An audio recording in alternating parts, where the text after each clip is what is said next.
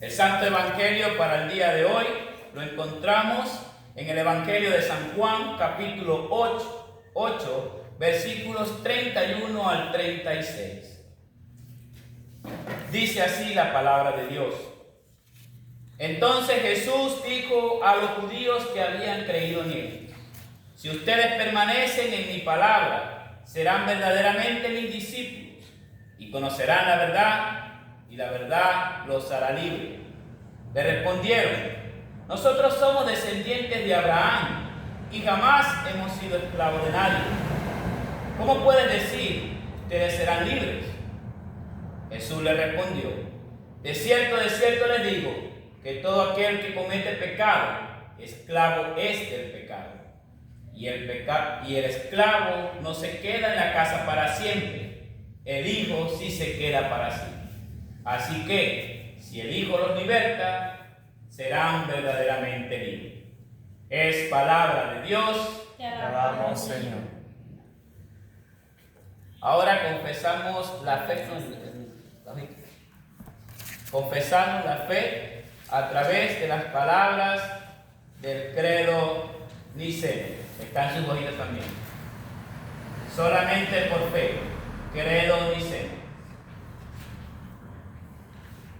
Creo en un solo Dios, Padre Todopoderoso, Creador del cielo y de la tierra, y de todo lo visible e invisible. Y creo en un solo Señor Jesucristo, Hijo unigénito de Dios, engendrado del Padre antes de todos los siglos, Dios de Dios, luz de luz, verdadero Dios, engendrado y no hecho, consubstancial al Padre, y por quien todas las cosas fueron hechas, el cual por amor de nosotros y por nuestra salvación descendió del cielo y encarnado en la Virgen María por el Espíritu Santo, fue hecho hombre y fue crucificado también por nosotros bajo el poder de Poncio Pilato.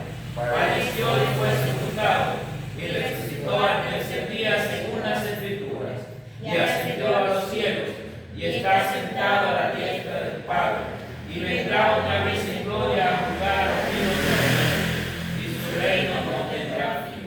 Y creo en el Espíritu Santo, Señor y dador de vida, que procede del Padre y del Hijo, que con el Padre y el Hijo juntamente es adorado y glorificado, que habló por medio de los profetas. Y creo en una santa iglesia cristiana y apostólica. Confieso que hay un solo bautismo para la remisión de los pecados, y espero la resurrección de los muertos y la vida del mundo venidero. Amén. Bien, mis hermanos, podemos estar sentados y entonamos el himno número 3.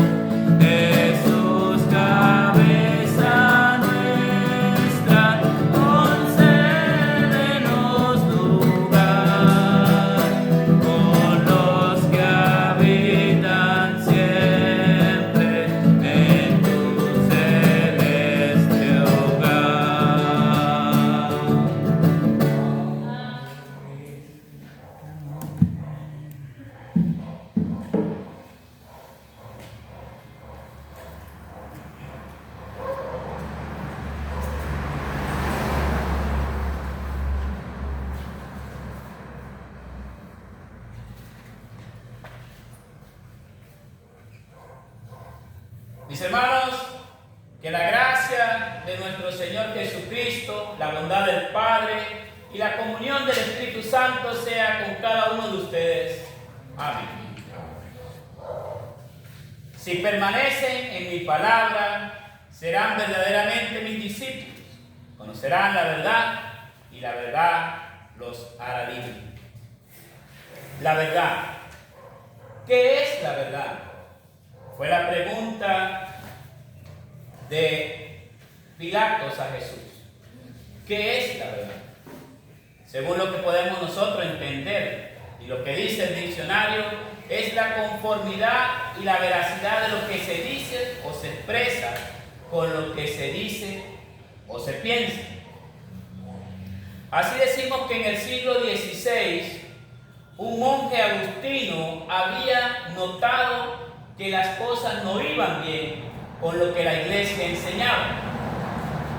En ese entonces solamente, como ustedes saben, existía una sola iglesia, o no estaba ramificada como ahora, tantas denominaciones.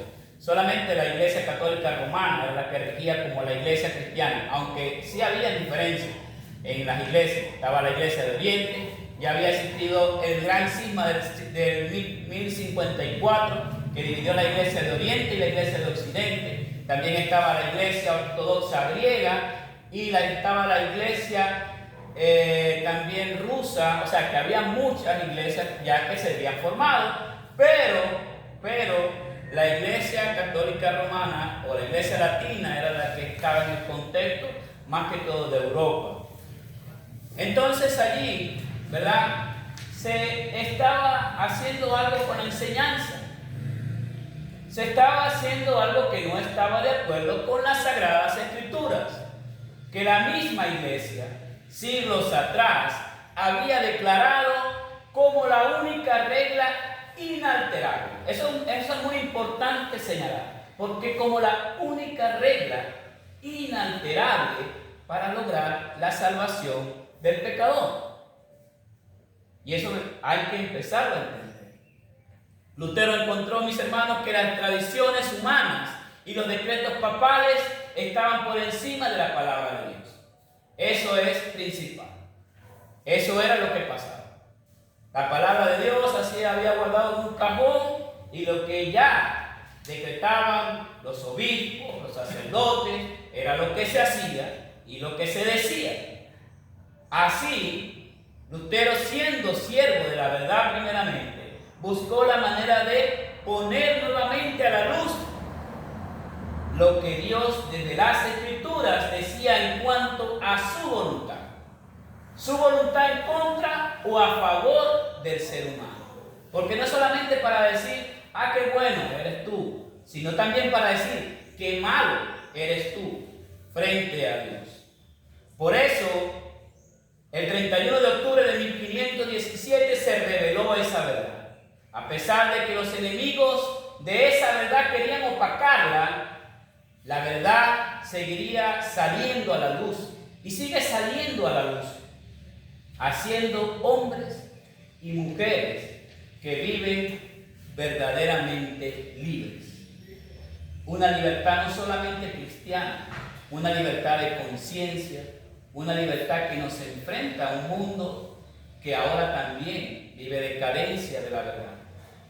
Fíjense, yo sé que quizás algunos no hemos visto las 95 tesis de cerca, pero traigo acotación en esta proclamación, tesis del doctor Lutero clavadas en la iglesia de Wittenberg ese día 31 de octubre.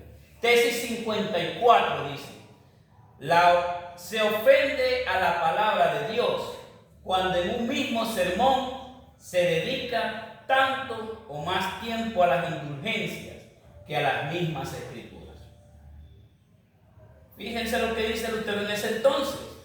Ahora, hoy nosotros, que vivimos ya 500 años después de esto, pienso que no estamos tan lejos de esa realidad. ¿Cuántas iglesias hoy que se dicen llamadas cristianas después de este gran signo usan como propaganda muchas cosas contrarias para ganar fieles? Es la verdad. Pare de sufrir. Ya Cristo no es el centro de las escrituras o del culto, sino te voy a sanar. Ven a la iglesia porque esta tenemos una jornada para sanar a los enfermos. Vamos a sanar a fulano de tal, vamos a expulsar demonios. Eso es lo que tú escuchas, pero no de Cristo en la iglesia. La teología de la prosperidad. Ven a la iglesia para que sea bendecido. Si tú das tanto, Dios te va a multiplicar tanto. Y si eres egoísta con Dios, entonces vas a tener menos cosas. ¿Y Cristo? ¿Dónde queda la predicación? ¿Dónde queda Cristo allí? Incluso otros, para ganar más aceptación, promueven entonces un ministerio femenino. Ya no importa lo que diga las escrituras, como la palabra inalterable. Como dice, la mujer que calle y que pregunte en su casa, porque es el orden que Dios ha colocado. No es el hombre que ha colocado el orden, es Dios. Pero no cuestionamos las escrituras. Mejor obviamos eso. Mejor no tomamos eso en cuenta y seguimos. O también el ministerio homosexual y muchas cosas que en la iglesia ahora se propagan. Y otros con la razón mucho más cuestionan. Bueno, es que quizá eso que pasó en ese acontecimiento era porque era en un tiempo pasado. Nosotros vivimos un tiempo diferente. Mis hermanos, los tiempos son iguales para la palabra de Dios. La palabra de Dios no cambia, es inalterable. Cielo y tierra pasarán, mas mi palabra no pasará. Por eso, y todas estas cosas, se enseñan una total desviación de lo que realmente las escrituras establecen. Pero lo más trágico en esto es que nosotros en ocasiones también somos partícipes de esto que altera la verdad de la sola escritura, haciéndonos también esclavos del pecado. Porque tristemente vemos a nuestro alrededor que tantas personas se desvían por la palabra de un hombre, de cualquiera de estas denominaciones que los arrastran afuera de las escrituras. Pero allí no dejamos que sea la fidelidad de la palabra de Dios quien venga a la vida. Aun cuando muchas veces damos gracias a Dios que ha colocado hombres como Martín Lutero, la palabra inalterable que llegó a nuestras manos, porque antes del siglo XVI nadie podía tener una Biblia. Una porque era muy costosa, otra porque solamente era exclusivo para el clérigo. Pero hoy tú puedes tener una Biblia en tus manos y tú puedes contrarrestar lo que el pastor dice. Pero aún así, ¿cuántas personas viven en la ignorancia espiritual? Viven realmente alejados de la sola escritura como lo fundamental para sus vidas. ¿Cuántas veces tú has ayudado a alguien que está sumergido en un error? ¿O por el contrario, has callado la verdad de la palabra de Dios? Es para ti también esta pregunta. Jesús mismo lo dijo: si permanecen en mi palabra, serán verdaderamente mis discípulos. Seremos verdaderamente discípulos si enseñamos correctamente solo lo que las escrituras enseñan. Prosigue el doctor Lutero en su tesis, y en la tesis número 21 dice: en consecuencia, yerran aquellos predicadores de indulgencias que afirman que el hombre es absuelto a la vez y salvo de toda pena a causa de las indulgencias del Papa. Y aunque esto era una realidad que conmovió los corazones de aquellas personas en los tiempos de Lutero, también es una realidad de nosotros hoy. ¿Cuántos afirman que somos salvos por fe? Muchas personas dicen: yo tengo fe. Yo tengo fe en mi corazón y creo en Dios, pero creo a mi manera.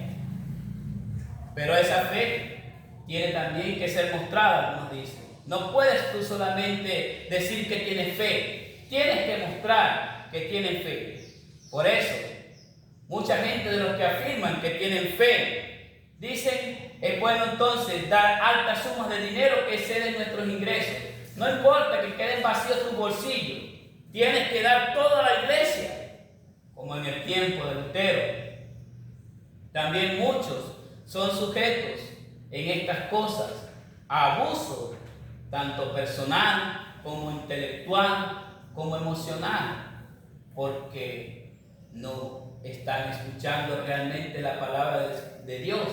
Y por solo decir que tienen fe, son llevados a hacer cosas muy desagradables ante los ojos de Dios. Mis hermanos, de lo contrario, estas personas dicen que no podemos encontrar salvación. Se manipulan las escrituras. Sin embargo, en todo ello, la verdad es que nuevamente estos lobos disfrazados de ovejas distorsionan las escrituras para su beneficio propio. Usan textos bíblicos, como el diablo también lo usó, en contra de Jesús. Y muchos dicen usar Santiago 2, que habla sobre la fe, para afirmar que una fe sin obra es muerta. Pero si ellos dijeran realmente la realidad del contexto que dice este texto en su definición correcta, dirían que las obras son el resultado de la fe que descansa para salvación. Si tienes fe, es porque Dios la ha colocado en tu vida. Y no es necesario que sea mostrada para decir que tienes fe. Porque si se muestra, es porque el resultado viene de Dios mismo, no de lo que tú puedas hacer. La lectura de hoy de la carta de Romanos dice: por las obras de la ley podemos ser salvos. No, sino por la ley de la fe. Por eso debemos de tener en cuenta que la fe sin un claro centro sí es una fe muerta. Es allí donde tenemos que ver también. Si podemos decir que tenemos fe, mucha fe. Todas las personas dicen que tienen fe, pero el centro o el objeto de esa fe es lo que define una fe salvadora. Puede ser que tú tengas fe en sacarte la lotería, otros tengan fe quizás en tener un buen trabajo. También son métodos de fe, pero son la fe como la que tenían los judíos. Cuando se presentaron, que decían, unos judíos seguían a Jesús, creyeron en él y lo seguían. ¿Por qué lo seguían? Porque tenían fe. Si tú lees el contexto de este evangelio de Mateo, de Juan 8, te darás cuenta que después dejaron de seguir a Jesús. ¿Pero por qué? Porque querían hacer de Jesús un rey que los sanara, un Mesías que los curara de las enfermedades y que le diera pan. Eso era lo que esperaban, pero no lo veían como un Mesías salvador. Las personas en el tiempo de Lutero pensaban que con la compra de un papel podían tener la salvación. Podrían decir, con esto estoy absuelto de todos mis pecados. ¿Y qué de las personas hoy? Es la misma realidad que podemos vivir. ¿Cuántas personas dicen, yo estoy en la iglesia, dejo de creer en Dios, pero tú lo ves adorando ahora a los santos? Mucha gente contenta porque se ha canonizado San José Gregorio Hernández, un hombre que quizás en su vida lo que vivió fue para hacerse hijo de Dios, y que si se levantara dijera que no, esto no quería para hacer. Pero ¿qué ha hecho la iglesia con todo esto? Y no solamente él, sino todos aquellos que ahora se proclaman apóstoles, profetas, ya no se quieren llamar pastores para que la gente pueda tener más fe, no en Cristo, en ellos, como centro. Mis hermanos, la fe, que sí es una fe que descansa realmente en las promesas de Dios, es la fe que se tiene en el Cristo crucificado. Ese sí es la fe que nos salva, porque es el centro de toda la salvación que proclaman las Escrituras. Esa fe sí es la fe que obra frutos del Espíritu Santo en nuestras vidas y que nos llevan a vivir vidas verdaderamente libres, vidas que son realmente honorables a nuestro Dios. Ahora, ¿estás tú viviendo esa fe en tu vida teniendo a Cristo como centro? ¿O por el contrario, tu fe está descansando sobre otras fuentes? También es una pregunta para que reflexiones en este día, en la celebración de la Reforma. Tesis 62, dice el doctor Lutero: El verdadero tesoro de la iglesia es el sacrosanto evangelio de la gloria y de la gracia de Dios. Y fíjense, en tiempos del doctor Lutero se enseñaba que los santos acumulaban más mérito que otros para ganar el cielo. Es decir, si San José Gregorio Hernández hizo tantas cosas para merecer el cielo, le quedó un restante. ¿Qué pasaba con ese restante? El Papa decía que lo acumulaba. Había un lugar donde él lo acumulaba. Entonces, tantos actos eran elevados a la santidad, ese mérito más allá eran recogidos para hacer un tesoro. ¿Qué pasaba? Ese tesoro el Papa podía ponerlo a disposición de la salvación de cualquiera. Entonces, la venta de indulgencia era que sacaba de esos méritos para que tú pudieras alcanzar la salvación. Si tú comprabas una indulgencia, seas bueno o fueras malo, ibas al cielo. No importaba. Lo que importaba era lo que el Papa destacaba al colocar los méritos en ese papel para tu salvación. Fíjense hasta qué nivel llegó el desenfreno por querer alcanzar gloria propia y no dar solamente a Dios. Y por eso podemos seguir diciendo muchas cosas más esta mañana. Si alguno compraba esa indulgencia, no importaba eso. Tenías acceso al cielo. Ahora, ¿cuántas veces escuchamos esto hoy también? Iglesias que dicen ser verdaderas, que enseñan y proclaman la verdad de Dios, enseñan que hay que creer en Cristo, pero que para ganar el cielo hay que colocarle también mérito propio, no los méritos del crucificado, tus méritos. Por eso hay que decir, vivir una vida piadosa extrema.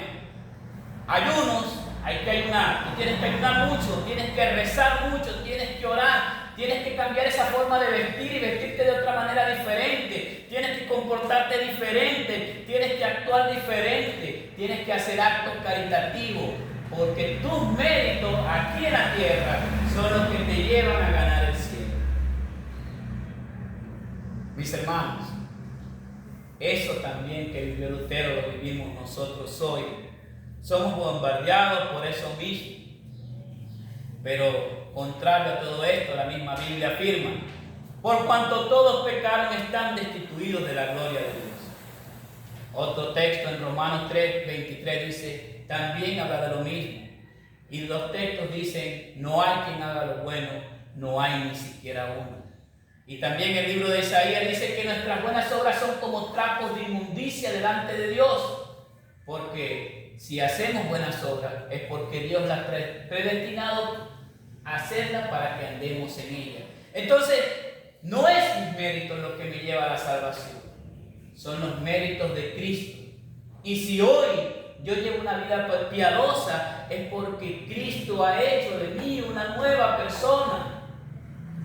Por eso, cuando pasamos a tomar la Santa Comunión, no piense que tienes que ser más santo que los demás. Es la santidad de Cristo la que te da el acceso a los tesoros celestiales. No eres tú. Aún con tu vida luchas con el pecado diariamente y por eso estás aquí, para ser servido por Dios. No vienes a entregar nada, vienes a buscarle. Vienes a buscar de Dios perdón, vienes a buscar de Dios salvación, vienes a buscar de Dios el consuelo de sus promesas para la vida eterna.